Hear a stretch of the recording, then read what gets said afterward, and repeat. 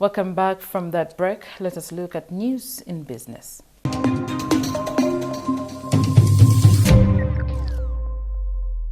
In business today, the Taxpayers Appreciation Month that started in 2017 as an initiative to recognize and appreciate taxpayers has become an annual program that includes a series of activities.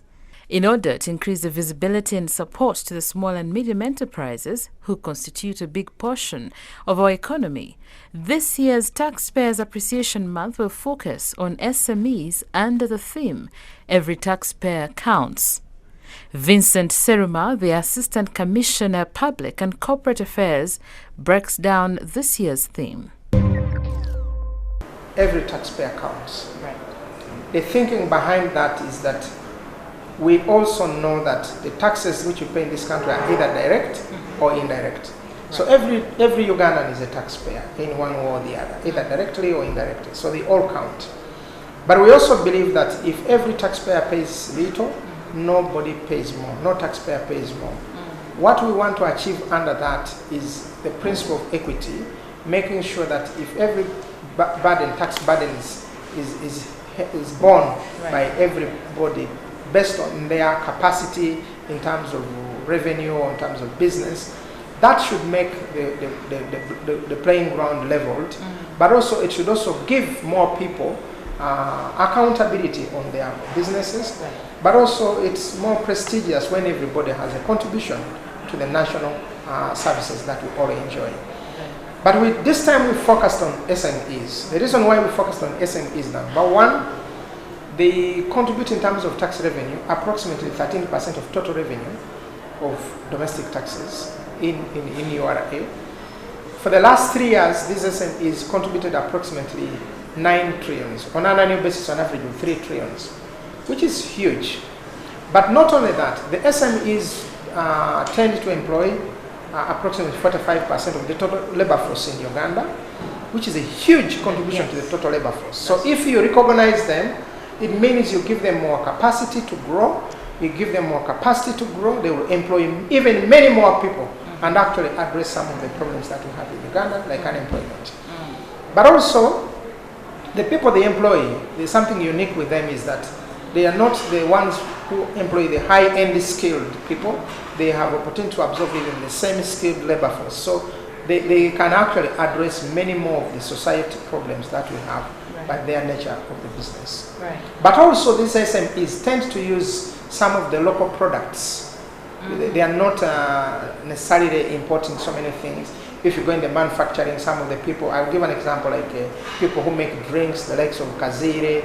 These are goods and local materials, which means their value chain has a much bigger contribution and impacting on household incomes, including poverty at the household income. So that's why if you give them more promotion, more visibility, you'll impact a much bigger value chain.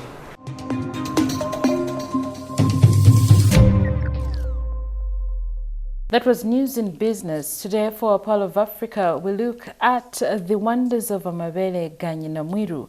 Termed as one of the 7 wonders of Uganda, the Amabele Emiru Caves are located in Fort Portal, Kabarore district in the western part of Uganda. The Amabele Emiru is a limestone site with an amazing story.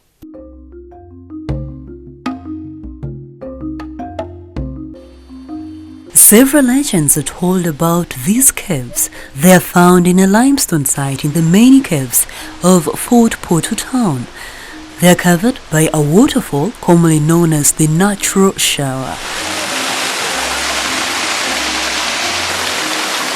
The myth surrounding the Emiru Caves is that they were named after Emiru, a daughter of Bukuku, one of the ancient rulers of the Batembuzi dynasty of the current Toro and Bunyoro kingdoms. She was a proud, attractive girl who refused to marry the man her father chose for her. As a result, she was punished by cutting off her breasts, which later should have grown into these scenery crooks with a deep white liquid assumed to be milk. The huge falls dictate a moisture content of the atmosphere surrounding the caves. At the entrance of the caves, the snake-sized slippery path guides you through as you penetrate into the cold green world of moss and fern.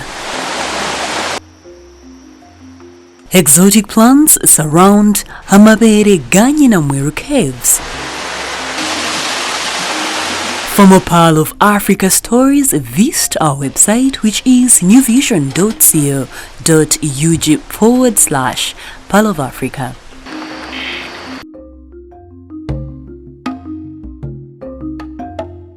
For more Pearl of Africa stories, visit our website www.newvision.co.ug/Pearl of Africa, or get yourself a copy of the Sunday Vision that carries more of these adventure stories.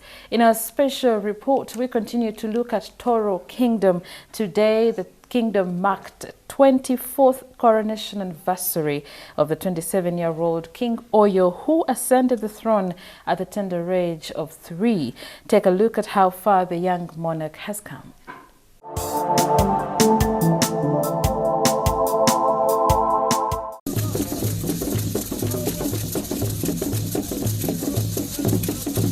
Toro Kingdom has celebrated the 24th coronation anniversary of Omukama Oyo Nyimba Kabamba Iguru Rukidi IV. Toro Kingdom is one of the 4 traditional kingdoms in Uganda. The others are Buganda, Bunyoro, and Ankole. The Batoro are natives of Toro Kingdom, and their language is Rutoro. This kingdom was founded in 1830 when Omukama Kaboyo Olimu I, the eldest son of Omukama of Bunyoro, Nyamturuka Chebambi III of Bunyoro, rebelled. He broke ranks and established his own independent kingdom, which became Toro. Like other kingdoms, Toro Kingdom was abolished in 1967 by the government of Uganda when Uganda was declared a republic. This was in the aftermath of the bitter standoff between central government and Buganda Kingdom in 1966. The report of what came to be known as the 1966 crisis was a contest of power between the Kabaka of Buganda, Sir Edward Mutesa, who was also the ceremonial president, and Prime Minister Apollo Obote. With the kingdoms abolished, there was no cultural activities and recognition of Omukama until traditional rulers were reinstated in 1993. But even when in limbo, the people never forgot their Omukama.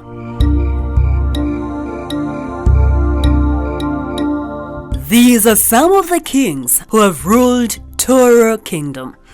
Omukama Kaboyo Olimu, Omubito Kazana Ruhanga, Omukama Nyayika Kasunga, Omubito Katoru Kidi, Omubito Mukabirere Olimu II, Omubito Mukarusa Omubito Nyamunyonyo Kakende, Omukama Daudi Chibambi Kasagama, Omukama George Kamrasi Rukidi III, Omukama Patrick Matthew Kaboyo Olimu VII, Omukama Oyo Nyimba Kabamba Iguru Kidi IV, who started his reign in 1995 to date. The death of Crown Prince Kaboyo in 1995 meant that the young toddler had to assume the role of king. A week after his burial, the rituals to hand over the reins of power to Oyo began, and he was enthroned on the 12th of September 1995.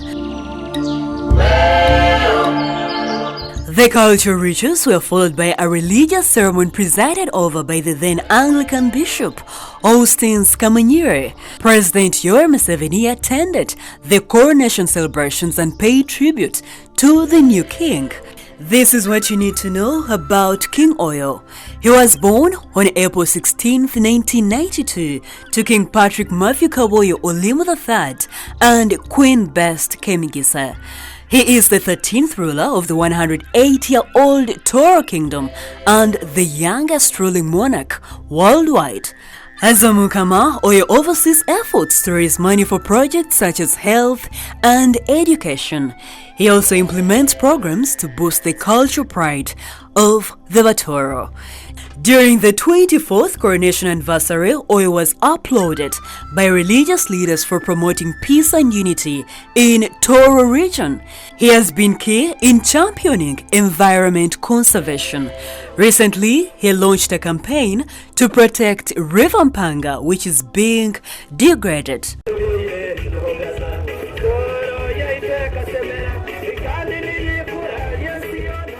As it has been stated by Alex Ruhunda, the Fort Portal Municipality Member of Parliament, the people of Toro are waiting to see their king show them someone they will call their queen.